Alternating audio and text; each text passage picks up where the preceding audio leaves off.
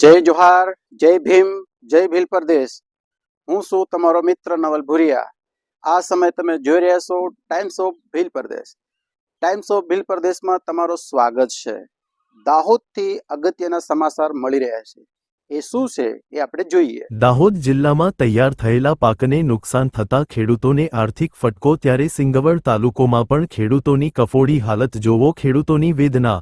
દાહોદ જિલ્લામાં તૈયાર થયેલા પાકને ભારે નુકસાન થતા ખેડૂતોને આર્થિક ફટકો પડ્યો, ત્યારે ખેડૂતોની હાલત કફોડી છે।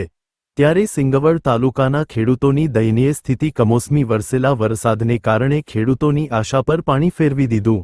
મકાઈના પાકને નુકસાન થયું તો પણ તા 20 ઓક્ટોબર 2025ના રોજ કૃષિ રાહત પેકેજ જાહેર કરવામાં આવ્યું, તેમાં દાહોદ જિલ્લાનો સમાવેશ ન કરવામાં આવ્યો હતો અને મકાઈનો પાક નિષ્ફળ નીવડ્યો હતો, જેના કારણે ખેડૂતો ચિંતાતુર બન્યા હતા અને ફરી માવઠાને લીધે તૈયાર થયેલો પાક જમીનદોસ્ત થઈ ગયો।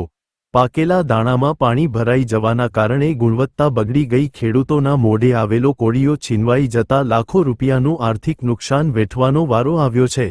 ત્યારે ખેડૂતની વેદના સાંભળો કૃષિ મંત્રી રમેશભાઈ કટારા ખેડૂતો માટે રાહત પેકેજ જાહેર કરે એવી ખેડૂતોની માંગણી અને રાહત પેકેજમાં દાહોદ જિલ્લાનો સમાવેશ કરે તેવી લોક માંગ ઉઠવા પામી અને ખેતરોનો નજારો જોવા ખેડૂતોની હાલત કફોડી બની છે।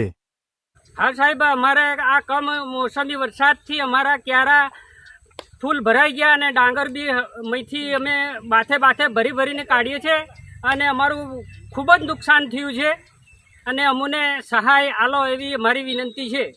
આજ રોજ અમારા આદિવાસી વિસ્તારની અંદર સંજેલી તાલુકાની અંદર અને દાહોદ જિલ્લાની અંદર ગઈકાલે મોડી રાત્રે અને વહેલી સવારે ખૂબ વરસાદ થવાથી, કમોસમી વરસાદ થવાથી અમારા ડાંગરના જે ખેતરો છે એ ભરાઈ ગયા છે।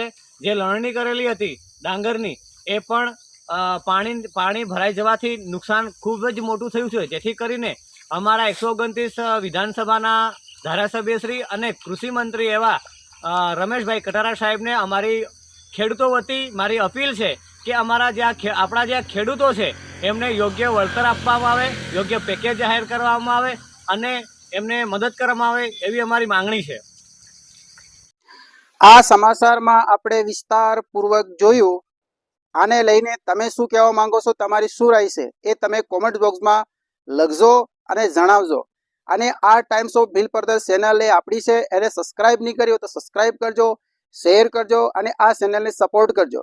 અને આ ચેનલને ઘર ગામડા ડુંગરા હરેક લોકો સુધી પુગાડજો। ફરી આપણે મળીશું બીજા સમાચારની સાથે। જય જોહાર, જય ભીમ, જય ભીલ પ્રદેશ।